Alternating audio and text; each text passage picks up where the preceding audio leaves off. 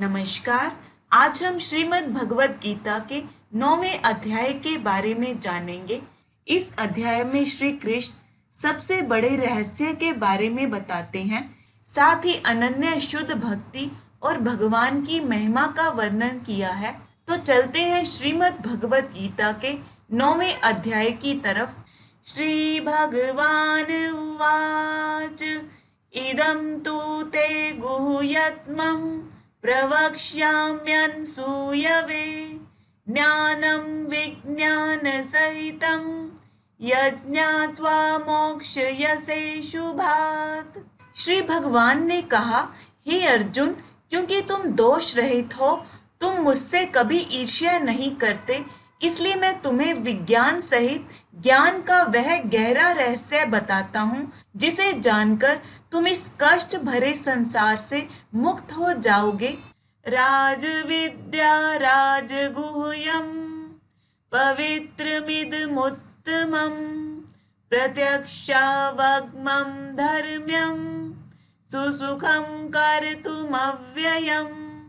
श्री कृष्ण कहते हैं, यह ज्ञान सब विद्याओं का राजा है, मतलब यह सबसे बड़ा ज्ञान है। यह ज्ञान सबसे बड़ा रहस्य है, ये सबसे अधिक पवित्र है। यह आत्मा की प्रत्यक्ष अनुभूति करवाने वाला है। यह धर्म के अनुकूल है और इसका अभ्यास करना भी सरल और आसान है। यह अविनाशी है और अत्यंत सुखपूर्वक संपन्न किया जाता है। अश्रद्धानः पुरुषा धर्मस्यास्य परन्तप अप्राप्य माम निवर्तन्ते मृत्यु संसार वर्त्मनि। श्री कृष्ण कहते हैं, हे परंतप, जो लोग धर्म के प्रति श्रद्धा नहीं रखते वे मुझे प्राप्त नहीं कर पाते और वे इस जन्म मरण रूपी संसार में ही फंसे रहते हैं। मतलब दोस्तों, पूर्ण श्रद्धा और विश्वास के अभाव में कृष्ण भावना अमृत में किसी भी व्यक्ति का लगे रह पाना कठिन है। दोस्तों, किसी भी चीज को हासिल करना हो तो श्रद्धा सबसे पहली जरूरत होती है। इस प्रकार भक्ति करने के लिए श्रद्धा परम आवश्यक है। मया तत्मिदं सर्वं जगद्व्यक्त मूर्तिना मतस्थानि सर्वभूतानि न चाहं तेष्वस्थितः। दोस्तों, इस श्लोक में श्री कृष्ण अपने और इस जगत के स्वरूप के बारे में बता रहे हैं। श्री कृष्ण कहते हैं कि मेरे अव्यक्त स्वरूप में पूरा जगत व्याप्त है। समस्त जीव मुझ में हैं, किंतु मैं उनमें नहीं हूँ। मतलब दोस्तों, यद्यपि भगवान सर्वव्यापी हैं, पर वे भौतिक इंद्रियों द्वारा अनुभव गम्य नहीं हैं। भले ही हम उन्हें ना देख सके, किंतु वास्तविकता तो यह है कि उन्हीं पर सब कुछ आश्रित है। न च मतस्थानि भूतानि पश्य मे योगमैश्वरम् भूतभृन्न च भूतास्थो ममात्मा भूत भावना। दोस्तों, कई बार हम कोई काम करना चाहते हैं तो अनेक विघ्न आते हैं और जो हम चाहते हैं वो नहीं कर पाते, किंतु जब भगवान कोई कार्य करना चाहते हैं तो सब कुछ इतनी पूर्णता से संपन्न हो जाता है कि कोई सोच नहीं पाता यह सब कैसे हुआ। भगवान इसी तथ्य को समझाते हुए कहते हैं कि यद्यपि वे समस्त सृष्टि के पालक तथा धारण करता है, किंतु वे इस सृष्टि का स्पर्श नहीं करते। केवल उनकी परम इच्छा से हर वस्तु का सृजन, धारण, पालन और संहार होता है। उनके मन और स्वयं उनमें कोई भेद नहीं है, जैसा हमारे भौतिक मन में और स्वयं हम में भेद होता है। क्योंकि वो परमात्मा है, साथ ही वे हर वस्तु में उपस्थित रहते हैं, किंतु सामान्य व्यक्ति यह नहीं समझ पाता कि वे साकार रूप में किस तरह उपस्थित हैं। वे भौतिक जगत से भिन्न हैं, तो भी हर वस्तु उन्हीं पर आश्रित है। दोस्तों, यहाँ पर इसे ही योगम ऐश्वरम अर्थात भगवान की योग शक्ति कहा गया है। यथाकाश स्थितो नित्यं वायुः सर्वत्र गो महान् तथा सर्वाणि भूतानि मतस्थानीत्युपधारय। दोस्तों, हमारे लिए यह समझना मुश्किल है कि इतनी विशाल सृष्टि भगवान पर किस तरह आश्रित है। इसी को समझाते हुए श्री कृष्ण कहते हैं कि जिस प्रकार सब और चलती हुई तेज हवा सदा आकाश में ही स्थित रहती है, वैसे ही सभी अस्तित्व में आई वस्तुएं मुझ में निवास करती हैं। दोस्तों, हम लोग हमेशा ये कहते हैं कि भगवान की इच्छा के बिना एक पत्ता भी नहीं हिलता, क्योंकि उनकी इच्छा से ही हर वस्तु की उत्पत्ति, उनका पालन और संहार होता है। इतने पर भी वे हर वस्तु से उसी तरह अलग रहते हैं जिस तरह हवा के कामों से आकाश रहता है। दोस्तों, ये सब भगवान की योग शक्ति का कमाल है। सर्वभूतानि कौन्तेय प्रकृतिं यान्ति मामिकां कल्पक्ष्ये पुंस्तानि कल्पादो विसृजाम्यहम्। दोस्तों, हमने 8वें अध्याय में जाना था कि चारों युगों के 1000 चक्कर कर लेने पर ब्रह्मा का एक दिन होगा और ब्रह्मा के 100 वर्ष हो जाने पर उनकी भी मृत्यु हो जाती है और कल्प का अंत हो जाता है। यहाँ पर श्री कृष्ण उसी के बारे में बताते हुए कहते हैं कि हे कुंती पुत्र, कल्प का अंत होने पर सारे प्राणी मेरी प्रकृति में प्रवेश करते हैं, मतलब हम सब वापिस श्री कृष्ण में चले जाते हैं। आगे श्री कृष्ण कहते हैं कि अन्य कल्प के आरंभ होने पर मैं उन्हें अपनी शक्ति से फिर से उत्पन्न करता हूँ। मतलब दोस्तों, भगवान की इच्छा से ही सृष्टि उत्पन्न होती है। प्रकृतिं स्वामवष्टभ्य विसृजामि पुनः पुनः भूतग्रामम् इमं कृत्स्नम् अवशं प्रकृतेर्वशात्। श्री कृष्ण कहते हैं कि संपूर्ण विराट जगत मेरे अधीन है। यह मेरी इच्छा से बारंबार प्रकट होता है। इस संपूर्ण भूत समुदाय को उनके कर्मों के अनुसार मैं रचता हूँ। मेरी ही इच्छा से अंत में विनिष्ट होता है। दोस्तों, इस तरह से श्री कृष्ण भी अपना कर्म करते रहते हैं और हम भी। न च मां तानि कर्माणि निबध्नन्ति धनंजय उदासीनवदासीनम् असक्तं तेषु कर्मसु। दोस्तों, बार बार सृजन करना ही श्री कृष्ण का कर्म है, लेकिन श्री कृष्ण कभी अपने कर्म से बनते नहीं। यहाँ पर श्री कृष्ण कहते हैं, हे धनंजय, ये सारे कर्म मुझे बंधन में नहीं डालते, क्योंकि इन कर्मों में मैं लिप्त नहीं होता। इन कर्मों से मैं विरक्त रहता हूँ। दोस्तों, इस जगत के सृजन तथा प्रलय में ही उनकी कोई आसक्ति नहीं रहती है। सारे जीव अपने पूर्व कर्मों के अनुसार ही विभिन्न योनियां ग्रहण करते रहते हैं। भगवान इसमें कोई व्यवधान नहीं डालते। मयाध्यक्षेण प्रकृतिः सूयते सचराचरम् हेतुनानेन कौन्तेय जगद्विपरिवर्तते।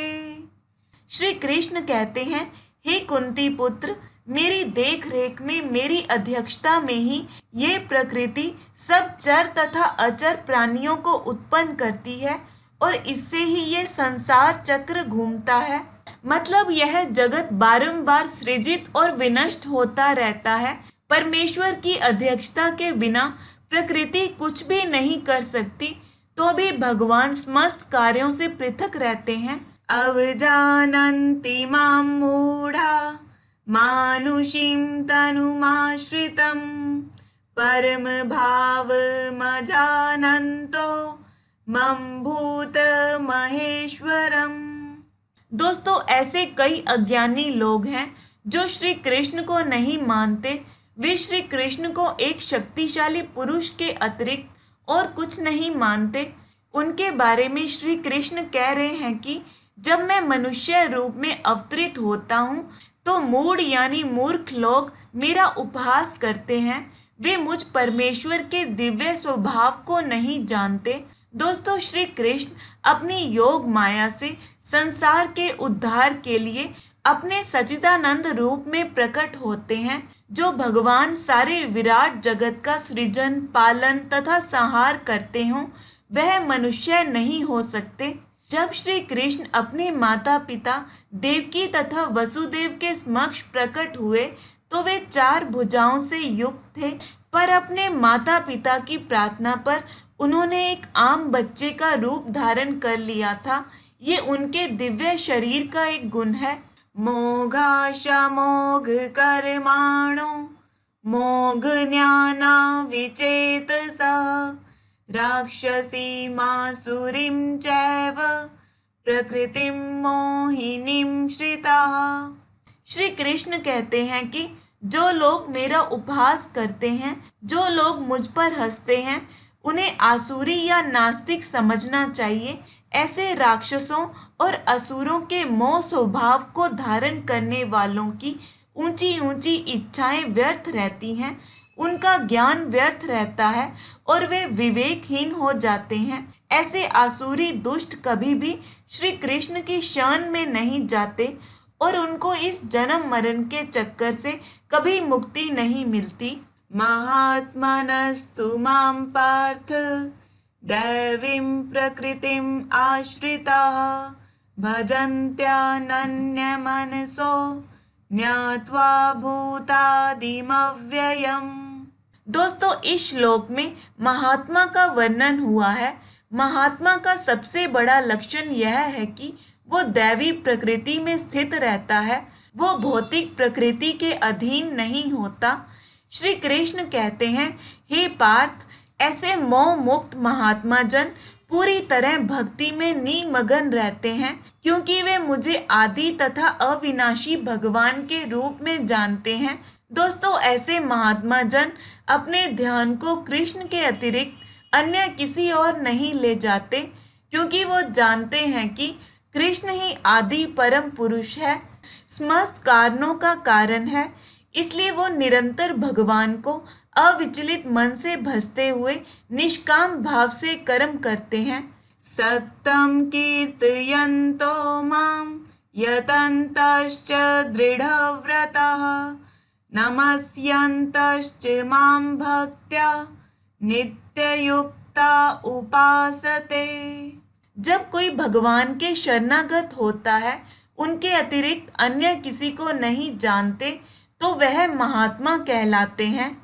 महात्मा जन के बारे में ही और बताते हुए श्री कृष्ण कहते हैं कि ऐसे लोग मेरे नाम और गुणों का नित्य कीर्तन करते हुए दृढ़ संकल्प के साथ मेरी प्राप्ति के लिए यत्न करते हुए, मुझको बार बार प्रणाम करते हुए, सदा मेरे ध्यान में युक्त होकर भक्ति भाव से सदा मेरी उपासना करते हैं। ज्ञान यज्ञेन चाप्यन्ते यजन्तो मामुपासते एकत्वेन पृथक्त्वेन बहुधा विश्वतो मुखम्। दोस्तों, कुछ लोग ऐसे होते हैं जो वास्तव में महात्मा पद को प्राप्त नहीं होते, पर वे भी कई तरह से श्री कृष्ण की पूजा करते हैं। ऐसे लोगों के बारे में बताते हुए श्री कृष्ण कहते हैं, अन्य लोग ज्ञान के अनुशीलन द्वारा यज्ञ करते हुए मेरी उपासना करते हैं। ज्ञान योगी जो भगवान को निर्गुण निराकार ब्रह्म मानते हुए उनकी पूजा करते हैं, कुछ विविध रूपों में मेरी उपासना करते हैं, जो अपनी कल्पना से किसी भी स्वरूप को परमेश्वर का स्वरूप मान लेते हैं, मतलब जो अलग अलग देवताओं के उपासक हैं। कुछ भगवान के विश्व रूप की पूजा करने वाले हैं, जो इस ब्रह्मांड से परे कुछ भी नहीं सोच पाते। यह ब्रह्मांड ही भगवान का एक स्वरूप है। अहम क्रेतुर्हम यज्ञः स्वधाहम हमौषधम मंत्रोहम हमेवाज्यम हम अग्निर्हम हुतम। यहाँ श्री कृष्ण कहते हैं, किंतु मैं ही कर्मकांड हूँ, मैं ही यज्ञ हूँ, मैं ही पितरों को दिया जाने वाला तर्पण हूँ, मैं ही औषधि हूँ, मैं ही दिव्य ध्वनि यानी मंत्र हूँ, मैं ही घी, मैं ही अग्नि हूँ और मैं ही आहुति भी हूँ। मतलब दोस्तों जो भी हो रहा है वो कृष्ण ही है। सारी क्रियाएं श्री कृष्ण का ही स्वरूप हैं। जो लोग कृष्ण की भक्ति में लगे हैं तो समझ लें कि उन्होंने सारे वैदिक यज्ञ संपन्न कर लिए हैं। पितामहस्य जगतो माता धाता पितामह वेद्यं पवित्रम ओंकार ऋक्साम यजुरेव च। दोस्तों हमारे जो माता पिता दादा दादी हैं सब श्री कृष्ण का ही अंश हैं। वे श्री कृष्ण के अतिरिक्त कुछ नहीं हैं। इसलिए श्री कृष्ण कहते हैं कि मैं इस ब्रह्मांड का पिता माता आश्रयदाता तथा पिता मैं हूँ। मैं ही ज्ञान का लक्ष्य हूँ। मैं ही पवित्र करने वाला हूँ। मैं ही ओम ध्वनि हूँ। मैं ही ऋग्वेद सामवेद और यजुर्वेद भी हूँ। गतिर्भर्ता प्रभुः साक्षी निवासः शरणं सुहृत् प्रभवः प्रलयः स्थानं निधानं बीजमव्ययम्। श्री कृष्ण कहते हैं मैं ही लक्ष्य हूँ। मैं ही पालन करता हूँ। मैं ही स्वामी हूँ। मैं ही साक्षी हूँ। मैं ही निवास स्थान हूँ। मैं ही शन हूँ। मैं ही प्रिय मित्र हूँ। मैं ही सब आधार हूँ। मैं ही विश्राम का स्थान हूँ और मैं ही अनश्वर बीज भी हूँ। दोस्तों जो हो रहा है जो होता है जिसकी वजह से होता है वो सब ही कृष्ण है। उसके सिवा कुछ भी नहीं। तपाम्यहम हम वर्षम निग्रहणं युत्सृजामि च अमृतं चैव मृत्युश्च सदसच्चाहम अर्जुना। श्री कृष्ण कहते हैं हे अर्जुन मैं ही गर्मी देता हूँ। मैं ही वर्षा को रोकता और छोड़ता भी हूँ। मैं ही जीवन प्रदान करने वाली शक्ति हूँ और साथ ही मृत्यु भी मैं ही हूँ। मैं ही पदार्थ भी हूँ और आत्मा भी हूँ। त्रैविद्यमां सोम पापूत पाप अयज्ञरिष्ट्वा स्वर्गतिं प्रार्थयन्ते ते पुण्यमासाद्य सुरेन्द्रलोकं शनन्ति दिव्यान् दिवि देव भोगान्। दोस्तों त्रय विद्या शब्द 3 वेदों साम यजुर ऋग्वेद का सूचक है। श्री कृष्ण कहते हैं जो तीनों वेदों को जानने वाले हैं, जो सोम रस का पान करते हैं और जो सब पापों से भी मुक्त हो चुके हैं, वे लोग यज्ञों द्वारा मेरी उपासना करते हुए स्वर्ग पहुंचने के लिए मेरी ही प्रार्थना करते हैं। वे लोग स्वर्ग के पवित्र लोक में जाते हैं और वहां देवताओं को मिलने वाले सुखों का आनंद लेते हैं। ते तं भुक्त्वा स्वर्गलोकं विशालं क्षिणे पुण्यमर्त्यालोकं विशन्ति एवं त्रैधर्ममनुप्रपन्ना गतागतं काम कामा लभन्ते। यहाँ श्री कृष्ण कहते हैं जो लोग स्वर्ग की कामना करते हुए श्री कृष्ण को भजते हैं उन्हें श्री कृष्ण स्वर्ग देते हैं। उस विशाल और भव्य स्वर्ग लोक का आनंद भोगने के बाद जब उनका पुण्य समाप्त हो जाता है तब वह फिर इस संसार में वापस लौट आते हैं। इस तरह जो तीनों वेदों के सिद्धांतों में दृढ़ रहकर उनका पालन करते हुए और सुख भोगने की इच्छा करते हैं वे जन्म मरण के आवागमन को प्राप्त करते हैं। मतलब दोस्तों जितने पुण्य कमाए उतने समय के लिए स्वर्ग मिला, उसके बाद वापस फिर उस संसार में इस तरह यह चक्कर चलता ही रहेगा। अनन्य आश्चिन्तयन्तो माम ये यनः पर्युपासते तेषां नित्यभियुक्तानां योगक्षेमं वहाम्यहम्। श्री कृष्ण कहते हैं पर जो भक्तजन हमेशा निष्काम भाव से मेरा ही चिंतन करते रहते हैं उन लोगों की सभी इच्छाओं का भार और जो भी उन्होंने प्राप्त कर लिया है उसकी सुरक्षा का भार मैं स्वयं अपने ऊपर लेता हूँ और उनके जीवन की सभी इच्छाएं मैं स्वयं पूरी करता हूँ। दोस्तों, निष्काम भाव से कृष्ण को भजने वालों की पूरी जिम्मेदारी कृष्ण अपने ऊपर ले लेते हैं। ये पयन्य देवता भक्ता यजन्ते श्रद्धयान्विताः तेऽपि मामेव कौन्तेय यजन्त्या विधिपूर्वकम्। श्री कृष्ण कहते हैं, अन्य देवताओं की भी जो भक्त पूरी श्रद्धा से उपासना करते हैं वे भी मेरी ही उपासना करते हैं। ये और बात है कि उनकी उपासना ठीक विधि के अनुसार और सही तरीके से नहीं होती और वे ऐसा अपने अज्ञान की वजह से कर रहे हैं। अहम ही सर्व यज्ञानम भोक्ता च प्रभुरेव च न तु मां भिजानन्ति तत्त्वेनातश्च्यवन्ति ते। श्री कृष्ण कहते हैं कि जो दूसरे देवताओं की उपासना करते हैं वो भी मेरी ही उपासना करते हैं, क्योंकि मैं ही सभी यज्ञों को भोगने वाला हूँ और मैं ही उन यज्ञों का स्वामी भी हूँ। लेकिन जो लोग मुझे मेरे असली रूप को नहीं जानते वे नीचे गिर जाते हैं। मतलब दोस्तों, वे इस संसार में आ गिरते हैं, पुनर्जन्म को प्राप्त करते हैं। ऐसे लोगों को जन्म मरण के चक्कर से मुक्ति नहीं मिलती।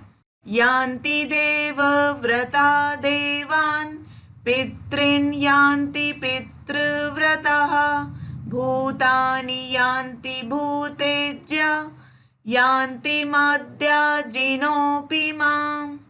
श्री कृष्ण कहते हैं, जो देवताओं के उपासक हैं वो देवताओं को प्राप्त करते हैं, पितरों के उपासक पितरों को प्राप्त करते हैं, भूत प्रेतों के उपासक उनके पास जाते हैं और जो मेरी उपासना करते हैं वो मेरे साथ निवास करते हैं। मतलब दोस्तों, जो श्री भगवान को प्राप्त कर लेते हैं उनका पुनर्जन्म नहीं होता, वो जन्म मरण के चक्कर से छूट जाते हैं।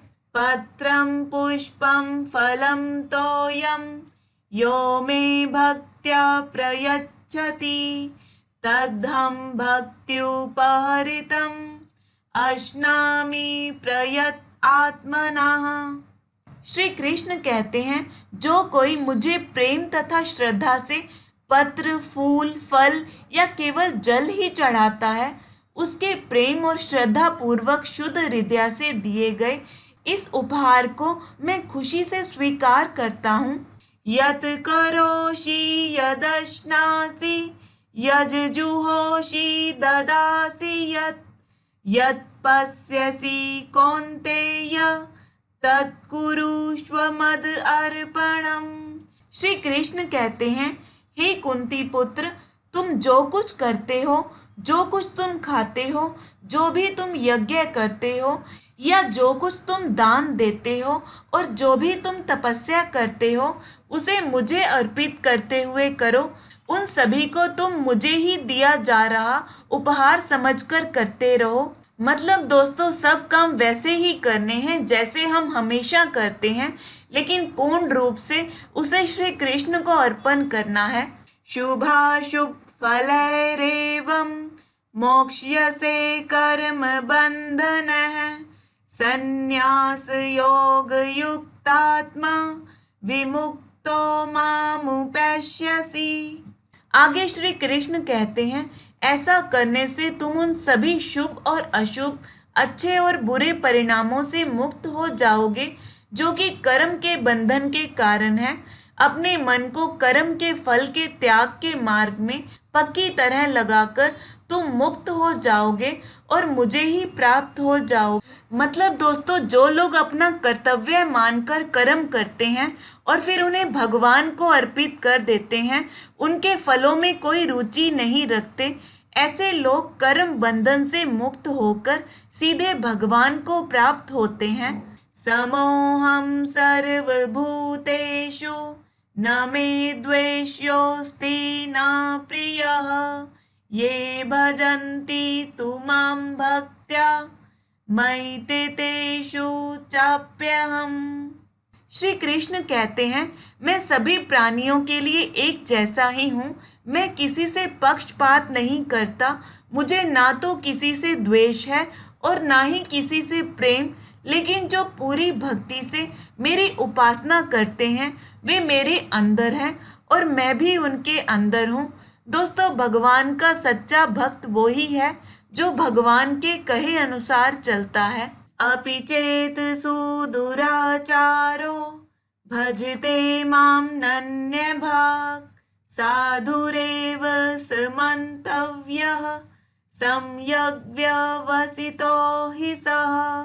श्री कृष्ण कहते हैं, यदि कोई बड़े से बड़ा दुराचारी भी पूरी श्रद्धा और भक्ति से मेरी उपासना करता है तो उसे धर्मात्मा ही समझना चाहिए, क्योंकि उसने अच्छा करने का निश्चय कर लिया है। क्षिप्रम भवति धर्मात्मा शश्वशान्तिं निगच्छति कौन्तेय प्रतिजानीहि न मे भक्तः प्रणश्यति। आगे श्री कृष्ण कहते हैं, ऐसा व्यक्ति जल्दी ही धर्मात्मा बन जाता है और उसे चिरस्थायी शांति और परम गति मिल जाती है। हे कुंती पुत्र, इस बात को तुम निश्चित रूप से समझ लो कि मेरा भक्त कभी नष्ट नहीं होता। तो दोस्तों, जब दुराचारी को भगवान प्राप्त हो सकते हैं तो हमारा भी कल्याण ही होगा। माम ही पार्थ व्यपाश्रित्य येऽपि स्युः पाप्योनयः स्त्रियो वैश्यास्तथा शूद्रास्तेऽपि यान्ति परां गतिम्।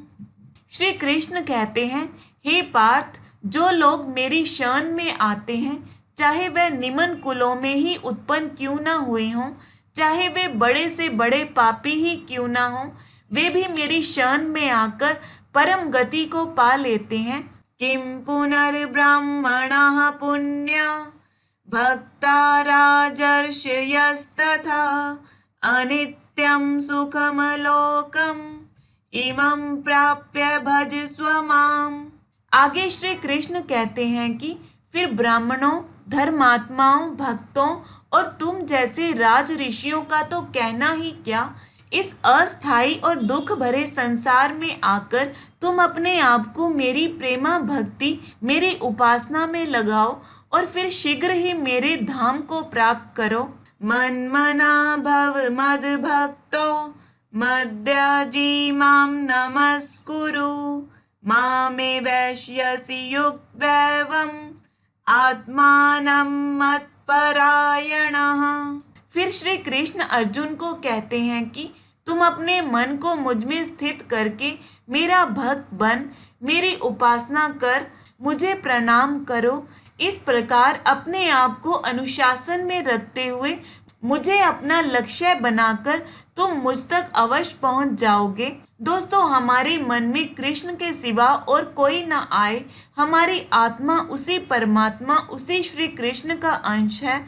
बस अपने आप को भगवान को समर्पित करके निष्काम भाव से कर्म करने हैं। दोस्तों, ये था श्रीमद् भगवत गीता का 9वां अध्याय। अगली वीडियो में जानेंगे 10वें अध्याय के बारे में। जय श्री राधे कृष्णा।